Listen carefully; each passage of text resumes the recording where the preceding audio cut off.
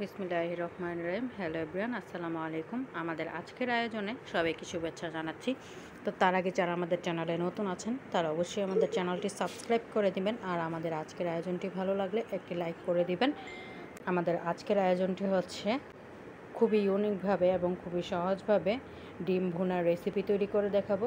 তো কিভাবে তৈরি করতে হবে চলুন আমাদের ভিডিওটি না টেনে সম্পূর্ণ দেখতে থাকুন এবং আমাদের পাশেই থাকুন। তো এভাবে তৈরি করলে সকলে অনেক চেটেপুটে খাবে।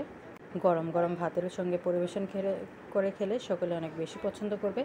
এইভাবে ডিম ভুনা করলে খুবই স্বাদ লাগে, খুবই টেস্ট হয়। তো চলুন কথা না বাড়িয়ে রেসিপিতে যাওয়া যাক। তো ফার্স্ট অফ অল আমরা যে কাজটা করব, বাদাম নিয়েছি। বাদামটা আমরা এভাবে খোসাটা ছাড়িয়ে নিয়েছি, কাঁচামরিচ নিয়েছি, পেঁয়াজ বেরেস্তা করে নিয়েছি, টমেটো কুচি করে নিয়েছি। এখানে আমরা ডিম নিয়েছি, ডিমগুলো এভাবে কেটে নিতে হবে বা চাক করে নিতে হবে নিয়েছি, যাতে মশলাগুলো ভালোভাবে ঢুকে। এখন আমরা কড়াই তেল বসিয়ে দিলাম, তেলটা গরম হওয়ার জন্য ওয়েট করব। এখন আমরা এর মধ্যে ডিমগুলো ঢেলে হালকা করে ভেজে নিতে হবে। তো এখন আমরা স্বাদ অনুযায়ী লবণটা অ্যাড করে দিলাম। তারপর হচ্ছে কিছুক্ষণ নাড়াচাড়া করে নিতে হবে। কিছুক্ষণ নাড়াচাড়া করে নিচ্ছি। তো আমাদের ডিমটা ভাজা হয়ে গেছে, কালার দেখে বুঝতেই পারছেন। ডিমটা আমরা এখন উঠিয়ে নিব এক এক করে।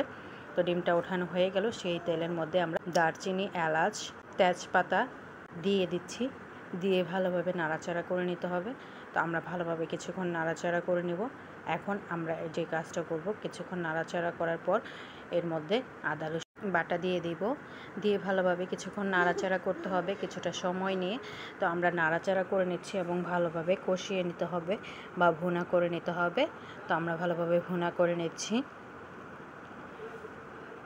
তো আবারও কিছুক্ষণ নাড়াচাড়া করে নিতে হবে। তো আমরা আবারও কিছুক্ষণ নাড়াচাড়া করে নিব। এখন আমরা যে কাজটা করব, এর মধ্যে জিরার গুঁড়ো দিয়ে দিচ্ছি, চিলি ফ্লেক্স দিয়ে দিচ্ছি, মরিচের গুঁড়ো দিয়ে দিচ্ছি, হলুদের গুঁড়োটা দিয়ে দিচ্ছি। দিয়ে ভালোভাবে নাড়াচাড়া করে নিতে হবে। তো আমরা ভালোভাবে নাড়াচাড়া করে মশলাটা কষিয়ে নিব বা ভুনা করে নিব। এখন স্বাদ অনুযায়ী লবণটা অ্যাড করে দিলাম। দিয়ে আবারও ভালোভাবে নাড়াচাড়া করে নিতে হবে। তো আমরা ভালোভাবে নাড়াচাড়া করে নিলাম, অল্প পরিমাণ পানি দিয়ে দিলাম, মশলাগুলো নিচে লেগে যাচ্ছিল। তো আবারও চামচ দিয়ে আমরা ভালোভাবে নাড়াচাড়া করে নিতে হবে। নাড়াচাড়া করে নিচ্ছি। তো ধীরে ধীরে দেখতে পাচ্ছেন মশলার মধ্যে কত সুন্দর একটা কালার চলে এসেছে। ফার্স্টে আপনাদের যে উপকরণ দেখিয়েছিলাম, কাঁচামরিচ, বাদাম, পেঁয়াজ বেরেস্তা আর হচ্ছে টমেটো কুচি, সেটা আমরা ব্লেন্ডারে ভালোভাবে ব্লেন্ড করে নিয়েছি। আপনারা চাইলে পাটায় বেটে নিতে পারেন। এখন এটা আমরা এর মধ্যে দিয়ে দিলাম। মশলাগুলো ভালোভাবে কষিয়ে নিতে হবে। তো কিছুটা সময় লাগবে, কিছুটা সময় নিয়ে ভালোভাবে নাড়াচাড়া করে কষিয়ে নিতে হবে। মশলাটা যদি ভালোভাবে কষানো না হয় তাহলে কাঁচা কাঁচা একটা স্মেল আসে। তো যার কারণে আমরা ভালোভাবে কষিয়ে নিব।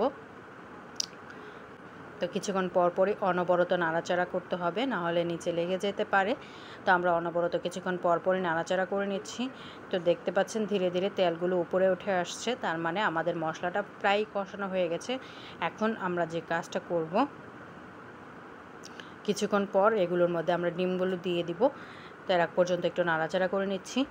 তো ভালোভাবে নাড়াচাড়া করা হয়ে গেল, অল্প পরিমাণ পানি দিয়ে দিলাম, মশলাগুলো নিচে লেগে যাচ্ছিল। তো আবার কিছুক্ষণ নাড়াচাড়া করে নেওয়ার পর আমরা পরিমাণ মতো পানি দিয়ে দিব। পরিমাণ মতো পানিটা দিয়ে কিছুক্ষণ নাড়াচাড়া করে নিতে হবে। তো আমরা কিছুক্ষণ ভালোভাবে নাড়াচাড়া করার পর ডিমগুলো দিয়ে দিব। ডিমগুলো যে ভেজে রেখেছিলাম তেলের মধ্যে, সেটা আমরা এর মধ্যে দিয়ে দিলাম। দিয়ে মশলার সঙ্গে ভালোভাবে কষিয়ে নিতে হবে বা ভুনা করে নিতে হবে। তো কিছুটা সময় লাগবে। এখন আমরা এর মধ্যে তরল দুধটা দিয়ে দিচ্ছি বা লিকুইড দুধটা।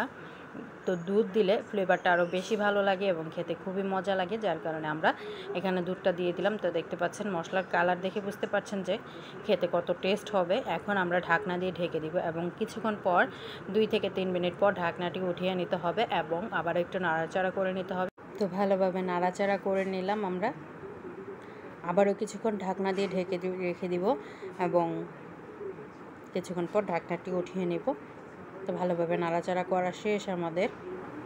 আর হচ্ছে আমাদের ডিম ভুনাটাও প্রায় হয়ে গেছে। আর কিছুক্ষণ চুলায় রেখে তারপর হচ্ছে চুলা থেকে নামিয়ে নেব। তো আবার আমরা ঢাকনা দিয়ে ঢেকে দিচ্ছি। 2 থেকে 3 মিনিট পর আবারও ঢাকনাটি উঠিয়ে নেব এবং একটু নাড়াচাড়া করে নিতে হবে। তো আমরা নাড়াচাড়া করে নিচ্ছি। মশলার কালারটা কত সুন্দর হয়ে গেছে এবং খুবই সুন্দর একটা স্মেল আসছে এর মধ্যে দিয়ে। তো আবারও ঢাকনা দিয়ে ঢেকে দিয়েছিলাম। 2 থেকে 3 মিনিট পর ঢাকনাটি উঠিয়ে নিলাম। একদম পারফেক্টলিভাবে তৈরি হয়ে গেল আমাদের আজকের ডিম বোনা রেসিপিটি। এখন আমরা চুলা থেকে নামিয়ে নিব এবং চুলাটি অফ করে দিচ্ছি আমরা। তো তার আগে একটু ভালোভাবে নাড়াচাড়া করে নিলাম। তেলগুলো উপরে উঠে আসছে, কত সুন্দর একটা কালার চলে এসেছে। নাড়াচাড়া করা শেষ, চুলাটি অফ করে দিলাম। তো দেখতে পেলেন কতটা কম সময় কত চমৎকার একটা রেসিপি তৈরি হয়ে গেল। আশা করছি আমাদের আজকের আয়োজনটি আপনাদের ভালো লেগেছে। যদি ভালো লাগে অবশ্যই একটি লাইক করে দিবেন, কমেন্টে আপনার মূল্যবান মতামতটি জানিয়ে দিবেন, আর ফ্যামিলি ফ্রেন্ড সার্কেল সবার মাঝে শেয়ার করে দিবেন। নেক্সট কী ভিডিও দেখতে চান তা অবশ্যই কমেন্ট বক্সে জানিয়ে দিবেন।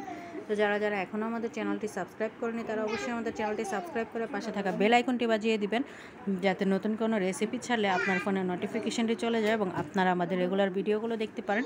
তো নতুন কোনো ভিডিও দেখার আমন্ত্রণ জানিয়ে আজকের ভিডিও এখানেই শেষ করছি। গাইস, আসসালামু আলাইকুম, ভালো থাকবেন সবাই।